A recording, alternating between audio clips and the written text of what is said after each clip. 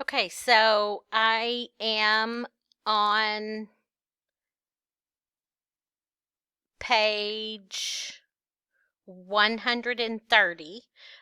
There's an example here in your book. They're going to tell you, they're going to work it through for you just like I'm about to do. Okay, so there's an example you're welcome to look at.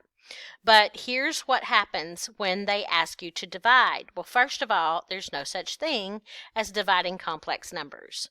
Really, all we do to divide complex numbers is we make the denominator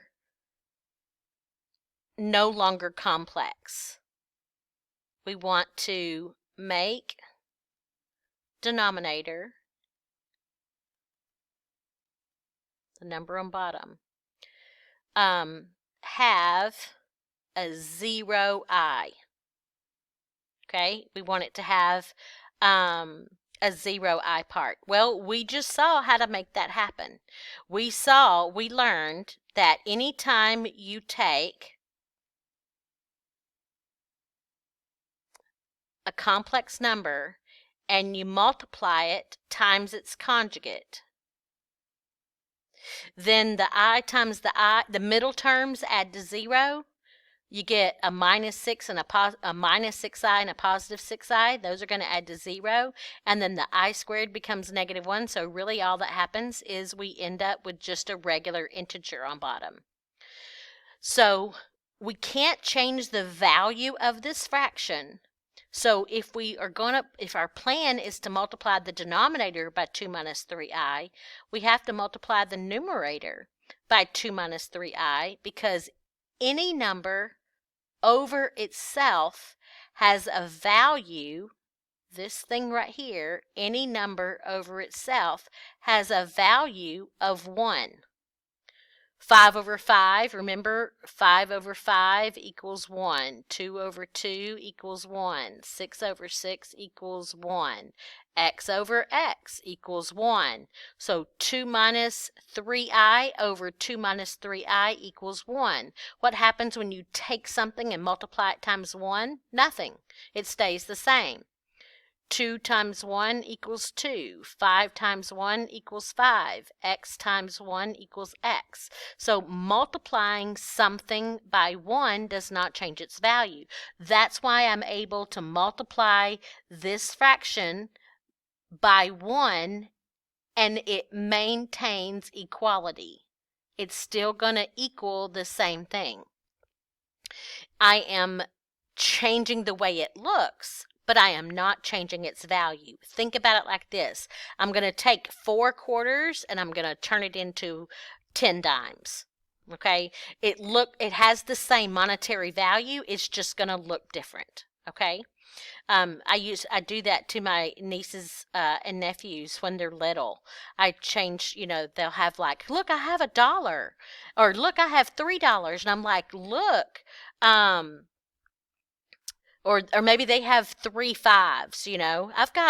I got birthday money, and they're holding 3 $5 bills. So they've got $15 in their hand, and I'm like, oh, I've got 5, and I have 5 ones. But they think because I have more bills that it's better. So I trade them. Now I'll always give it back to them, or I, show them when they're older how silly they were. But what I'm doing right here is I'm making an equivalent change. So I'm about to change the way this looks. So I'm going to multiply the bottom. 2 times 2 is going to give me 4. I'm going to get negative 6i right here, positive 6i right here. They're going to add to 0. And then I'm going to get negative 9i squared. So on the bottom, I squared is negative 1. Negative 1 times negative 9 ends up being positive 9. So on the bottom, I end up with just a plain old 13. Now on the top, this is a problem where I have 5i times 2 minus 3i. So that's a distribute problem. So that comes out to be 10i. That comes out to be negative 15i squared. Same thing right here. The I squared becomes negative 1. Negative 1 times negative 15 is a positive 15. So I'm going to put the 15 in front because that's where real numbers go. And then I'm going to put the 10i right there.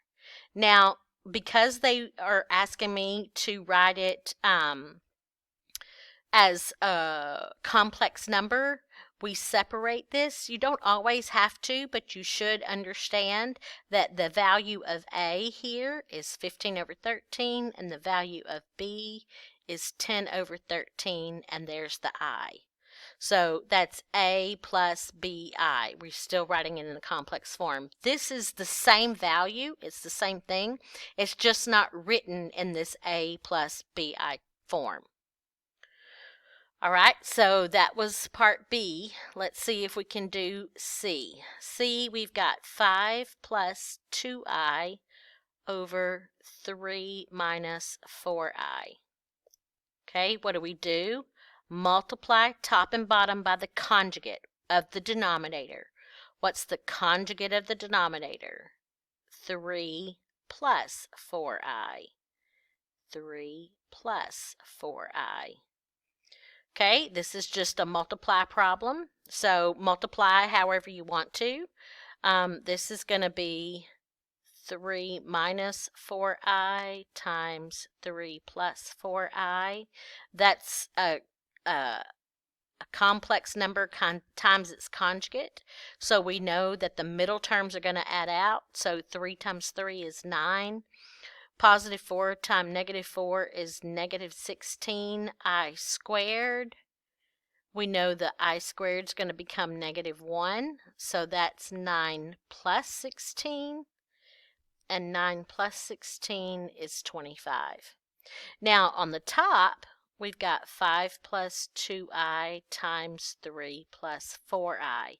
Do whatever form of multiplication that you like. I showed you a while ago, double distribution, FOIL, box method, stacking. I don't care how you do it, but that's going to come out to be 15, 26i plus 8i squared. I squared becomes negative 1, so you've got 15 minus 8 plus 26i, because positive 8 times negative 1 is negative 8. 15 minus 8 is 7 plus 26i, and if you write it in A plus BI form, it's 7 over 25 plus 26 over 25i. And then the last one is D, 1 minus I over the square root of 3 plus 4i. Multiply by the conjugate. Oh, this is tricky. The conjugate is the square root of 3 minus 4i. I said it's tricky because we've got a square root. It's not really going to be tricky. It's just I'm going to end up with a, maybe not. Let's see. So when I multiply these bottoms right here, this times this, the square root of 3 times the square root of 3 is 3, and 4 times 4 is negative 16i squared. The middle terms add to 0, so I don't have to multiply those. Now up here, well, let me finish this bottom first. So that becomes a negative 1, so that becomes 3 plus 16, so that becomes 19.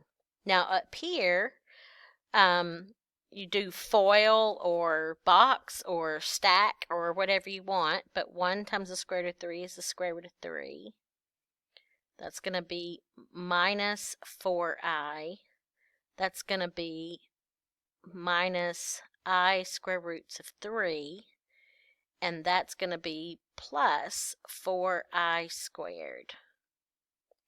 So I did first, outer, inner, last. And then when I clean this up, this is the part that's going to be ugly. I get the square root of 3, And then this is a -4 and a negative square root of 3.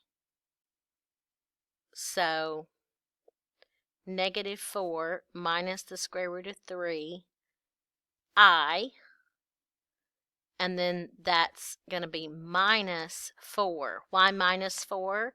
Because I squared is -1. -1 times -4 is -4. So the real part of this is -4 plus the square root of 3. This and this are the real part.